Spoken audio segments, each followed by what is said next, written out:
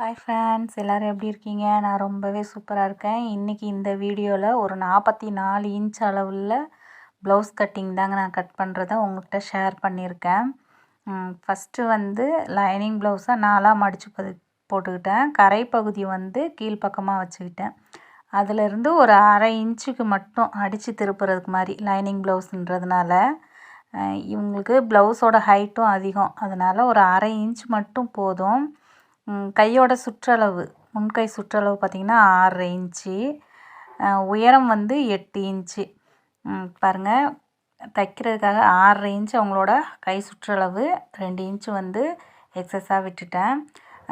Armhole சுற்றளவு, அதில் ஆம்ஹோலில் கையோட சுற்றளவு எவ்வளோன்னா ஒரு கீழே 6ன்னா ஒரு 8 இன்ச்சு வச்சுக்கோங்க. 8 இன்ச்சு மார்க் பண்ணிங்கன்னா அப்போ நம்மளுக்கு கரெக்டாக இருக்கும் அந்த கையோட சுற்றளவு.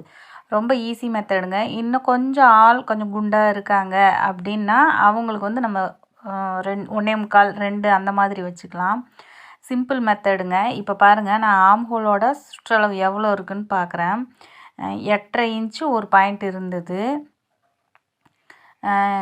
இப்போது நம்ம மேலே அந்த ஆம்ஹோலுக்கு கேர்வாக வரைஞ்சிருக்கோம் இல்லைங்களா, அதுலேருந்து நம்ம அளந்து பார்க்கலாம். கரெக்டாக எனக்கு அந்த அளவு வந்துருச்சு. ரொம்ப சிம்பிளுங்க. ஆம்ஹோல் டைட் ஆகுது, இல்லை எனக்கு கையில் எப்போ தைச்சாலுமே பிரச்சனையாக இருக்குது, லூஸ் வருது, அந்த மாதிரி ஏதாவது இருந்ததுன்னா இந்த விஷயங்களை நீங்கள் கரெக்டாக பார்த்தீங்கன்னாவே ஈஸியாக தைச்சிடலாம். கையோட உயரம் பார்த்திங்கன்னா 8 இன்ச்சு. ஆப்போசிட்டில் நான் 8 + 1 9 இன்ச்சு. அப்போ 8 இன்ச்சுன்னும் போதே நம்ம 3 இன்ச் கம்ப்ளிமெண்ட்டையும் வச்சுக்கலாம். அதுவே சரியாக இருக்கும். இப்போ எக்ஸஸாக இருக்கிற மிச்சம் கை வெட்டினது போக மிச்சம் இருக்கிற லைனிங் துணியை நான் 2ஆக மடித்து இதுலேயும் கரை பகுதி கீழ்ப்பக்கமாக இருக்கிற மாதிரி போட்டுக்கிட்டேன். ப்ளவுஸோட சுற்றளவு பார்த்திங்கன்னா நான் ஃபஸ்ட்டு ஆரம்பத்துலேயே சொன்ன மாதிரி இது 44 இன்ச்சு. அப்போது ஒன் சைடு எனக்கு 10.5 இன்ச்சு இருந்தது.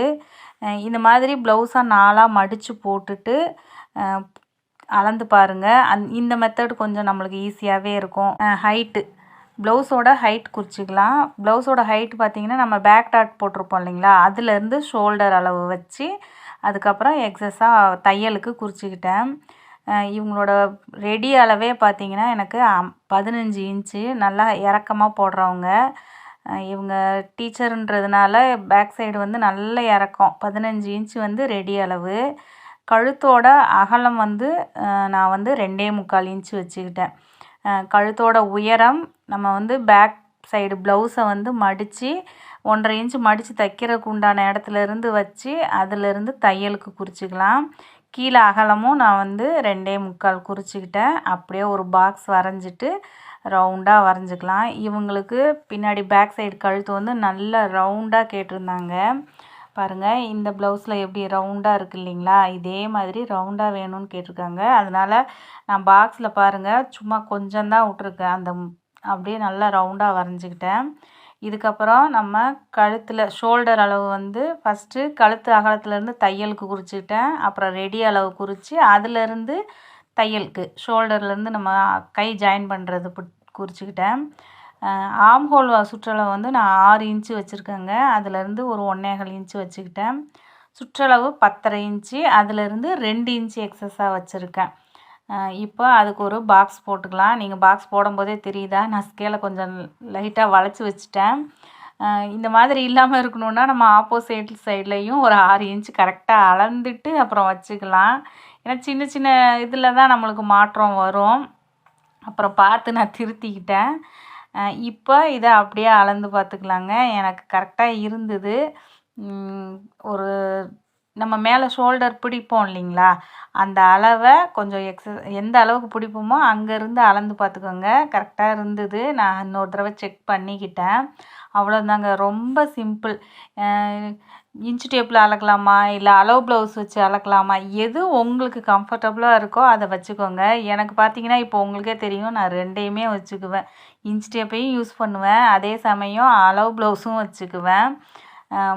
ப்ளவுஸோட உயரம், கழுத்து உயரம், அப்புறம் ஆம்ஹோல் சுற்றளவு, இந்த மாதிரி விஷயங்களுக்கெல்லாம் நம்ம பாடி சுற்றளவு இதுக்கெல்லாம் அளவு ப்ளவுஸ் வச்சுக்குவேன். ஆனால் இன்ச் டேப்பில் அளந்து அதை வச்சுக்குவேன்.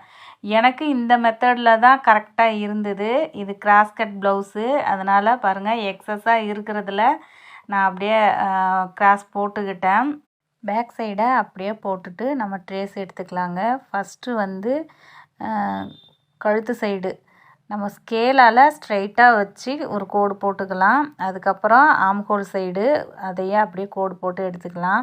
இதில் நம்ம வந்து எக்ஸஸாக வந்து 2 இன்ச்சு விட்ருக்கோம். அதனால் நம்ம இதில் முன்பக்கத்துக்கு தனியாக எக்ஸ்ட்ரா ஒரு துணி விடுறது தேவையில்லை. இதிலிருந்து அப்படியே கோடு போட்டுக்கலாம். அதுக்கப்புறம் ஆம்ஹோல் சுற்றளவை அப்படியே வரைஞ்சி எடுத்துக்கிறேன். அது மாதிரி ஷோல்டர், கழுத்துக்கு வந்து முன்கழுத்து உயரம் எந்த அளவுக்கு தேவை, ஒரு 5 இன்ச்சு அளவுக்கு நீங்கள் ஸ்ட்ரைட் பண்ணிக்கிட்டிங்கன்னா அதுக்கப்புறம் எந்த அளவுக்கு தேவை அப்படின்னு பார்த்துட்டு நம்ம வச்சுக்கலாம்.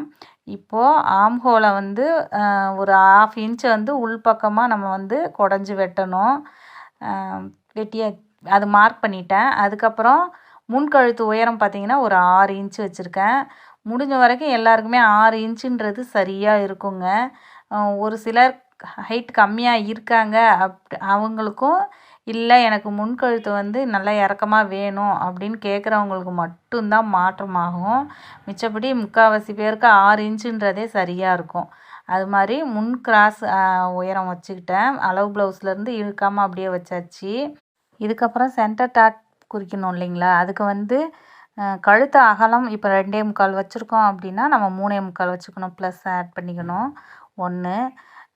இப்போது கொக்கிப்பட்டியிலேருந்து கிராஸோட உயரம், ஆம்ஹோல் சைட்லேருந்து கிராஸோட உயரம் ரெண்டுமே குறிச்சிட்டு தையலுக்கு உண்டானதை குறிச்சிக்கிட்டேன். கொக்கி சைடு மட்டும் நம்ம 1 இன்ச்சு அளவுக்கு இறக்கம் வச்சாச்சு. அவ்வளோதான். இது ரெண்டையும் எல்லாத்தையும் ஜாயின் பண்ணியாச்சு. உங்களுக்கு இந்த டாட் பிடிக்கிறது உங்களுக்கு அழுத்தமாக வருது அப்படின்னா இந்த விஷயங்களில் எங்கேயாவது நம்ம ஏதாவது சின்ன தப்பு செய்யும்போது மட்டும்தான் கிராஸ் வந்து டாட் பிடிக்கும்போது அழுத்தம் வரும். பாருங்கள், சென்டர் பாயிண்ட் வந்து நான் வந்து 3.25 இன்ச்சு வச்சுருக்கேன். கழுத்தோட அகலம் 2.25னா அதோட 1 ஆட் பண்ணி 3.25 வச்சோம்னா கரெக்டாக நம்மளுக்கு சென்டர் மாறாமல் வரும். ட்ரை பண்ணி பாருங்கள். இப்போ அப்படியே கட் பண்ணி எடுத்துக்கலாம். லைனிங் ப்ளவுஸ் இந்த மெத்தடில் நான் ஆரம்பித்த பிறகு எந்த ஒரு எனக்கு வந்து மிஸ்டேக்குமே அதிகம் வரவே இல்லைங்க. அவ்வளோ கச்சிதமாக இருந்தது. அதுக்காக எந்த மிஸ்டேக்குமே இல்லாமல் கண்டிப்பாக தைக்க முடியாது எந்த டெய்லராலையும். சின்னது வரும், ஆனால் மேஜர் ப்ராப்ளம்ஸ் இதில் அதிகமாக இல்லைங்க. இந்த மெத்தடில் வந்து முக்கால்வாசி எல்லாருக்குமே கரெக்டாக இருந்த மாதிரி இருந்தது. அதிலிருந்து நான் இந்த மெத்தடே கரெக்டாக யூஸ் பண்ண ஆரம்பிச்சிட்டேன். அது மாதிரி நீங்கள் வீடியோஸ் பார்க்குறீங்க, மற்றவங்க எப்படி கட் பண்ணுறாங்க அப்படின்ற வீடியோஸ் பார்க்குறீங்க அப்படின்னா உங்களுக்கு எந்த இடம் உங்களுக்கு புரியல, இல்லை நம்மளுக்கு தப்பாக வருது, அதை மட்டும்தான் நம்ம திருத்திக்கணும். நம்ம ஒவ்வொருத்தரும் ஃபஸ்ட்லேருந்து அவங்க எப்படி கட் பண்ணுறாங்க அப்படின்றத நம்ம மாற்றிக்கிட்டே இருந்தோம்னா நம்மளோட அந்த நம்ம எப்படி கற்றுக்கிட்டோம் அப்படின்றது வந்து திரும்ப நம்ம ஃபஸ்ட்லேருந்து கற்றுக்கிற மாதிரி இருக்கும். அதில் என்ன தப்பு இருக்குது அப்படின்றதே இது பண்ண முடியும். அப்படி இல்லாமல் உங்களுக்கு வந்து எந்த விஷயம் ப்ளவுஸ் கட் பண்ணும்போது நம்மளுக்கு எக்ஸஸாக அந்த கரெக்டாக வரல அப்படின்றத பார்த்து அதில் இப்போ ஒரு 4 வீடியோ பார்க்குறீங்க அப்படின்னா அதில் உங்களுக்கு யார் போட்டிருக்கிறது கரெக்டாக இருக்குது அப்படின்னு பார்த்து அதிலேருந்து நம்ம எடுத்துக்கிட்டோம்னாவே போதுங்க. இப்போ பாருங்கள், நான் லைனிங்கை மெயின் மெட்டீரியலில் போட்டு கட் பண்ணி எடுத்துக்கிறேன். லைனிங் ப்ளவுஸை எந்த மாதிரி போட்டனோ அதே மாதிரி தான் இப்போ மெயின் மெட்டீரியலையும் போட போகிறேன். 1 மீட்டர் துணி கரை பகுதியை 4ஆக மடிச்சுக்கணும். ஒன் சைடு கரை பகுதியை 4ஆக மடிச்சுட்டு ஃபஸ்ட்டு நான் வந்து கைக்கு கட் பண்ணி எடுத்துக்குவேங்க. கைக்கு கட் பண்ணி எடுத்துட்டு அதுக்கப்புறமா வந்து பின்பக்கம் கிராஸு அந்த மாதிரி நான் கட் பண்ணி எடுத்துக்குவேன். ஒவ்வொருத்தரும் ஒவ்வொரு மாதிரி கட் பண்ணுவாங்க, அப்படி தானேங்க. நம்மளுக்கு அதில் எது தேவை அதை மட்டும் நம்ம எடுத்துக்கிட்டு ஈஸியாக கட் பண்ணி நீங்களும் ஸ்டிச் பண்ணுங்கள். ஆனால் இந்த மெத்தடில் ஒரு சில விஷயங்களில் நீங்கள் ட்ரை பண்ணும்போது என்னை பொறுத்த வரைக்கும் எனக்கு நிறைய இதில் வந்து மிஸ்டேக்ஸ் வரல. எல்லாருக்குமே ஓரளவுக்கு கரெக்டாக இருந்தது. அதனால் நான் இந்த மாதிரி கட் பண்ணுங்க அப்படின்னு சொல்கிறேன். மற்றபடி உங்களுக்கு இதில் என்ன உங்களுக்கு தப்பாக வருது அப்படின்றத பார்த்துக்கிட்டு நீங்கள் கட் பண்ணுங்கள். இதில் பார்த்தீங்கன்னா 1.5 இன்ச்சு மடிக்கிறதுக்காக நம்ம பேக் சைடு விட்டதில் நான் வந்து மெயின் மெட்டீரியலில் 1.5 இன்ச்சு விடலை. 1/2 இன்ச்சுக்கு அப்படியே அடித்து திருப்புறதுக்கு மட்டும்தான் விட்டுருந்தேன். இந்த ப்ளவுஸ் பார்த்தீங்கன்னா ரொம்ப மொத்தம் தேவையில்லை, இதுவே கொஞ்சம் திக்னஸாக தான் இருக்குது அப்படின்றதுனால நான் அந்த மெத்தடில் கட் பண்ணிக்கிட்டேன். சின்ன சின்ன விஷயங்களை நம்ம கட் பண்ணும்போது கவனித்து அதை நம்ம செஞ்சோம்னாவே முடிஞ்ச வரைக்கும் தவறுகள் வராது. என்னோடய வீடியோ இப்போ தான் உங்களுக்கு ஃபஸ்ட் டைம் பார்க்குறீங்க அப்படின்னா வீடியோ பிடிச்சிருந்ததுன்னா சின்னதாக ஒரு லைக் கொடுங்க. நீங்கள் போடுற ஒவ்வொரு லைக்கும் எனக்கு அடுத்தடுத்த வீடியோஸ் போடுறதுக்கு மோட்டிவேஷனாக இருக்கும். பாருங்கள், அவ்வளோதாங்க. ரொம்ப சிம்பிள். ஒரு 15 நிமிஷம் இருந்தாவே போதும். அழகாக லைனிங் ப்ளவுஸ் கட் பண்ணி முடிச்சிடலாம். டாடா பாய்.